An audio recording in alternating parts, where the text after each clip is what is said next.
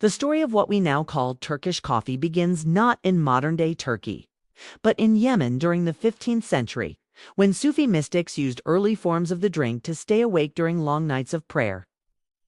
When the Ottomans under Suleiman the Magnificent conquered Yemen in the 1530s, coffee beans and the practice of preparing them were brought into the empire. By 1539, they had reached Istanbul, then Constantinople, and soon captured both palace and public life. By the 1550s, the first kahvehane or coffee houses began appearing in Istanbul. These venues quickly became social hubs where people from different walks of life gathered, not just to drink coffee, but to converse, debate, relax.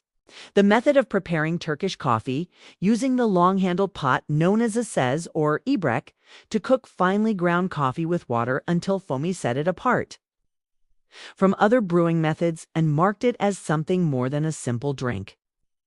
Despite its popularity, coffee in coffee houses were not free from controversy.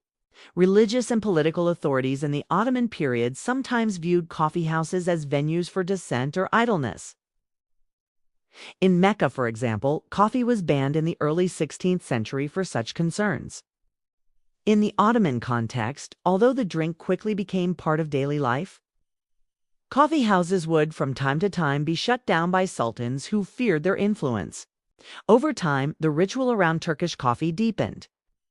Serving it involved not only the brewing but also presentation, a hot cup with a layer of foam, served alongside a glass of water and a piece of lokum, Turkish delight. The drink is meant to be consumed slowly so the grounds can settle, not rushed like a modern espresso. After the coffee is finished, the cup might be inverted onto its saucer and the leftover grounds interpreted in a form of fortune-telling known as tasseography. Symbols in the sediment might be read playfully for luck, travel, or good news.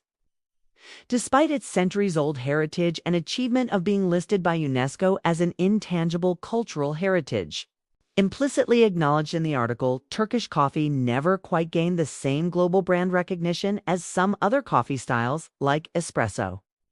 Some scholars argue this is due to generational shifts within Turkey, where younger people may view it as a tradition of their parents rather than something new. Still, enthusiasts around the world in cities like London and New York are working to bring Turkish coffee to new audiences, combining theatrical flair with the ritual to revive interest. In Istanbul today and across Turkey, the tradition continues in cafes and coffee shops where the old methods are honored. Visitors are guided to seek out a place where the coffee is cooked slowly in a cezve, preferably over hot coals or sand, served with foam, water, and lokum. In districts like Beyoğlu or in historic marketplaces, the experience becomes not just one of taste, but of culture, ritual, storytelling, and connection.